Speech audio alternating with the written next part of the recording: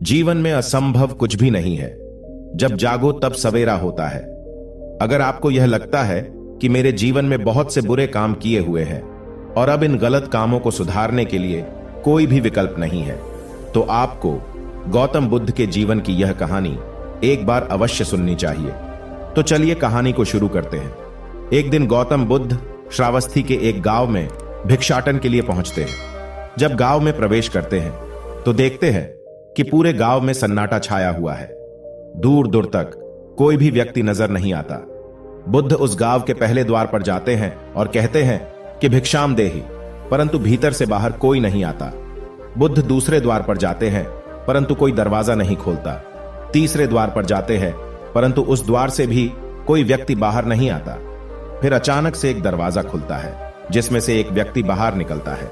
वो जल्दी से बुद्ध का हाथ पकड़ता है और उन्हें अपने घर में ले जाता है और कहता है कि क्षमा करे बुद्ध, परंतु इस समय आप बाहर नहीं जा सकते।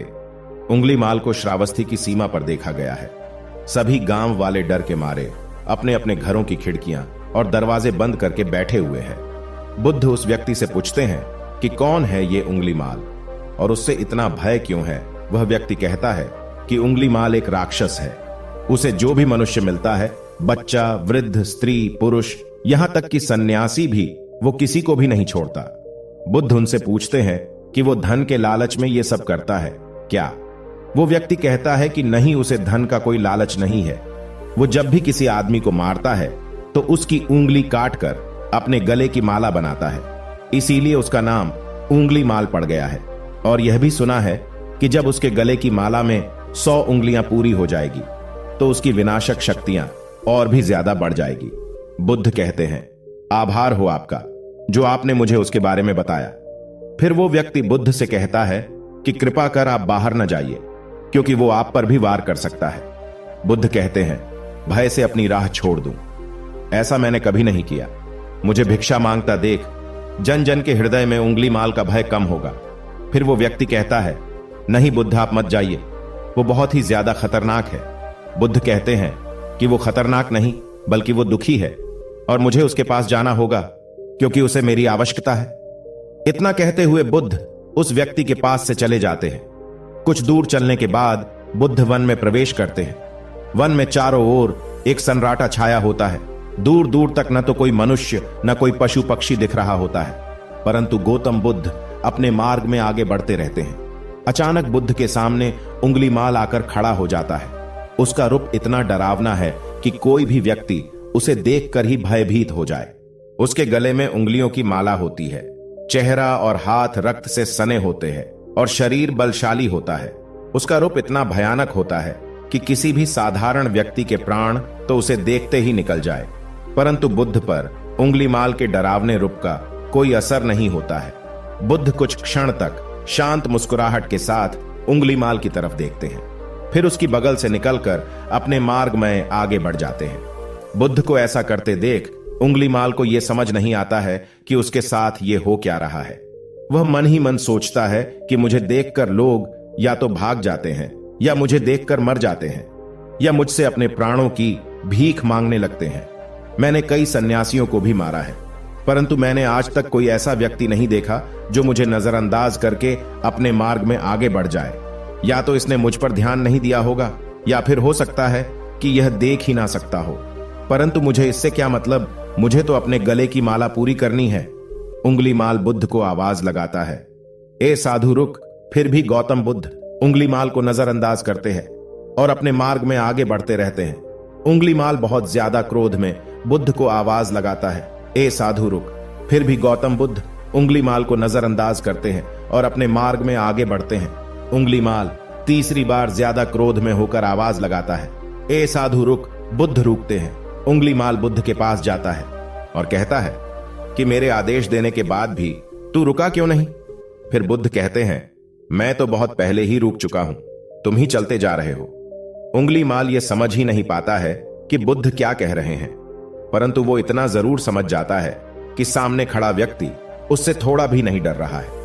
उंगली माल बुद्ध को डराने के लिए चिल्लाकर पूछता है, ए साधु, मुझसे भय नहीं लग रहा है क्या? मैं आदि मानव हूं। बुद्ध कहते हैं कि नहीं, तुम मानव हो, बुद्ध की यह बात उंगलीमाल के हृदय पर लगती है।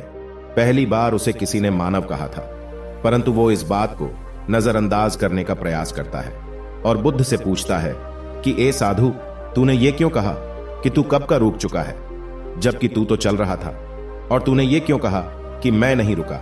बुद्ध कहते हैं कि मैं बहुत पहले ही रुक चुका हूं, यानी मैंने ऐसे सारे बुरे कृत्य करना पहले ही छोड़ दिया है जिससे कि व्यक्ति को कष्ट पहुंचा सकते हैं। सब जीना चाहते हैं, बस तुम उन्हें करुणा से देखने का प्रयास करो। गौतम बुद्ध के ये शब्द दोबारा से उंगलीमाल के हृदय पर चोट करते हैं, परंतु वह दोबारा से बुद्ध की बातों को नजरअंदाज करने का प्रयास करता है। इस बार वह और क्रोध में भरकर बुद्ध की गर्दन पर अपनी तलवार रख देता है, जिससे वो लोगों की हत्या किया करता था, और बुद्ध से चिल्लाकर कहता है, नहीं, मानव में ना तो प्रेम है ना ही करुणा है, सिर्फ छल और कपट है। इसीलिए मैं सबकी हत्या करूंगा और किसी को जीवित नहीं छोड़ूंगा। बुद्ध कहते हैं, तुम्हें लोगों ने बहुत दुख दिया है। उंगलीमाल क्रूरता मनुष्य अज्ञान के कारण ही करता है। ईर्ष्या, द्वेष, मोह, माया ये सभी अज्ञान की संतानें हैं, परंतु वो व्यक्ति ही है जिसमें दया, करुणा और समझ का उदय भी होता है। उंगलीमाल यदि इस जीवन में क्रूर और निष्ठुर लोग हैं तो दयावान भी है। बस तुम्हें अपनी आंखों से इस अंधेपन की इस पट्टी को हटाना होगा जो तुम्हें केवल बुराई ही दिखा रही है। तीसरी बार बुद्ध शब्दों को सुन उंगलीमाल का खुद पर से संयम हट जाता है। उसे समझ नहीं आता कि पहली बार उसे अपने आप इतना कमजोर क्यों महसूस हो रहा है। वो कोशिश तो करता है क्रोध करने का, परंतु कर नहीं पाता है। वो बड़ी हिम्मत जुटाकर क्रोधित होने का नाटक करके बुद्ध से कहता है, तुम और व्यक्तियों जैसे नहीं हो। बुद्ध कहते हैं कि मैं हर व्यक्ति जैसा ही हूं, बस जागृत हूं और यह सिद्ध कर रहा हूं कि हर व्यक्ति में जागने की क्षमता है। मेरा मार्ग क्रूरता को दया में परिवर्तित करता है। उंगलीमाल, तुम अनजाने में घृणा के पद पर हो, बस इस क्षण रुक जाओ। तुम्हारे भीतर भी यह क्षमता है कि तुम दया और करुणा के पद पर भी चल सको। इतना सुनते ही उंगलीमाल के हाथ से तलवार जमीन पर गिर जाती है। उसकी आंखों से आंसू बहने लगते हैं। भला कोई कब तक बुद्ध को अनदेखा करेगा।